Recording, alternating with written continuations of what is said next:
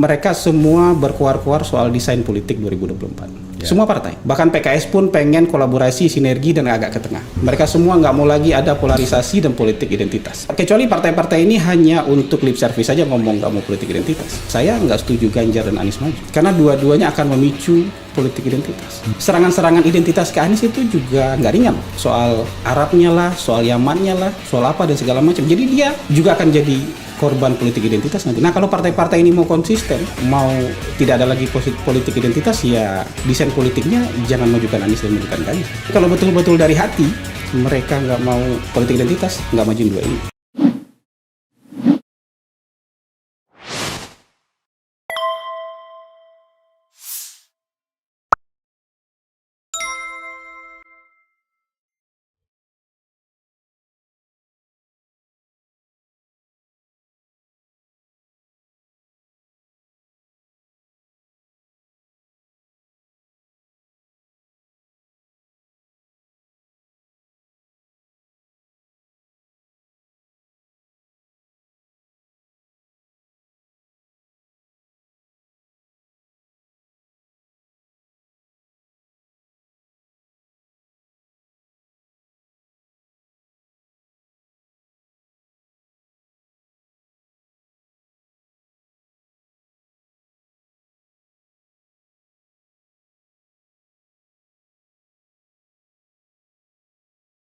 Silakan, Bung. Anda lakukan analisis yang sedalam-dalamnya. Kenapa Anda yakin pada kesimpulan bahwa Anies tidak akan bisa dicalonkan, alias tidak dapat kereta? Tentu karena 20% presidensial threshold ya. Oke, silakan.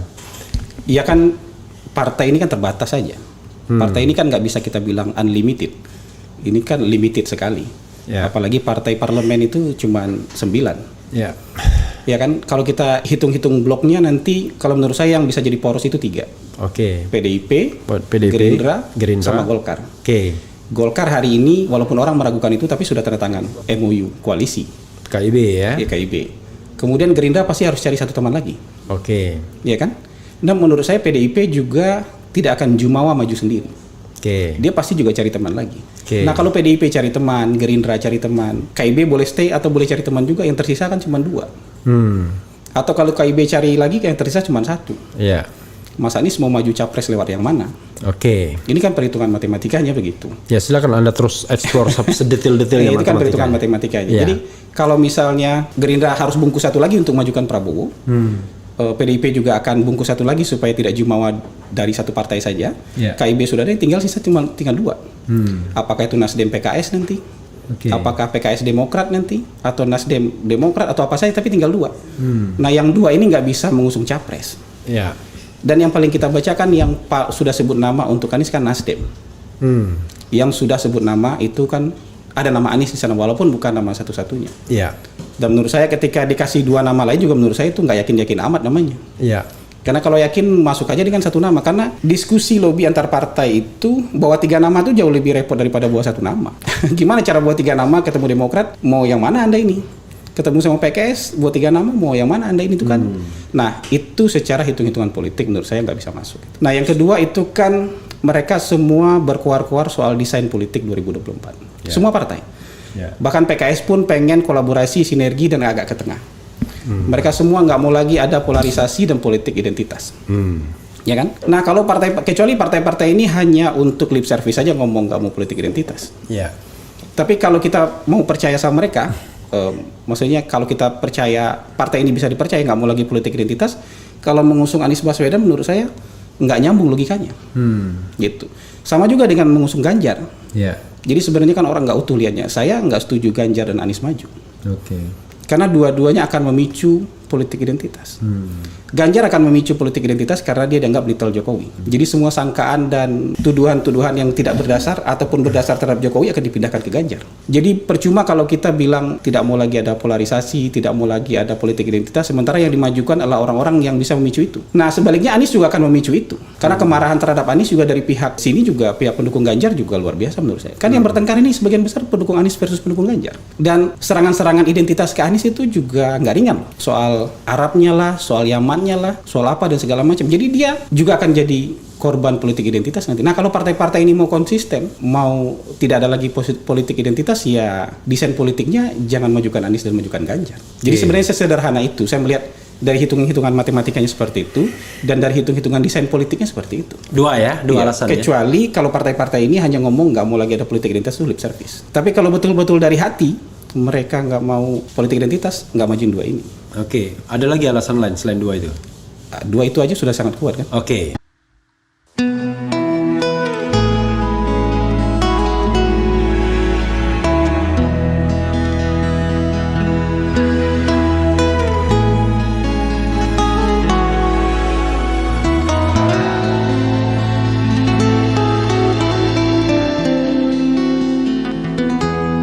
Ketika matahari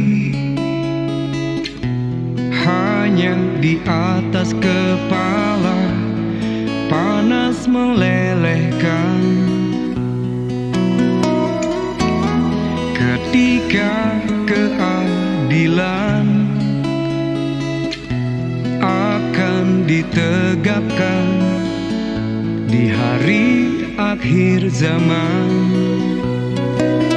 Padang yang luas tak ada naungan, tapi engkau pemimpin adil.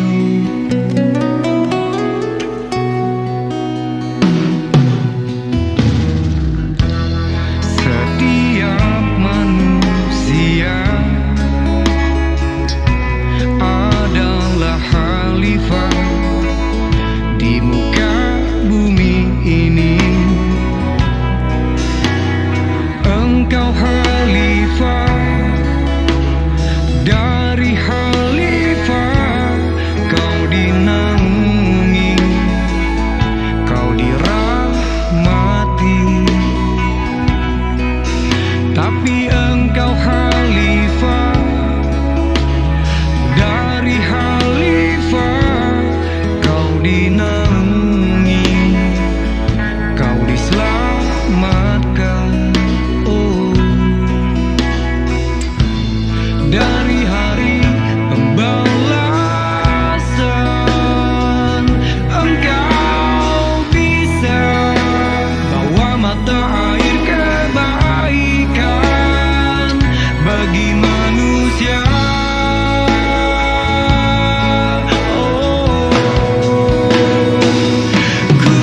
Kuasamu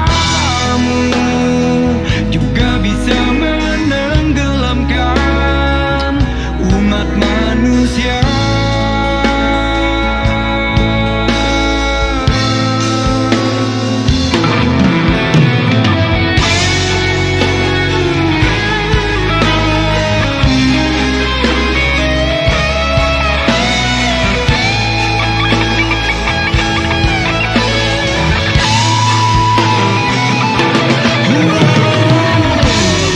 Tak ada bahteramu, tak ada penyelamat, maka adillah kau pemimpin.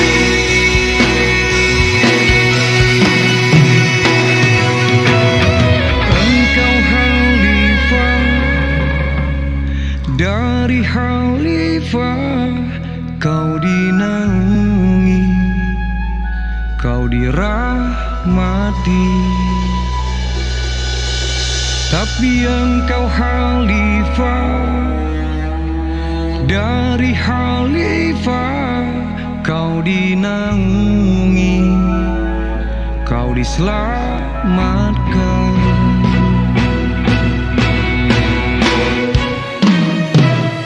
Engkau bisa bawa mata air kebaikan bagi manusia. Kuasamu juga bisa menenggelamkan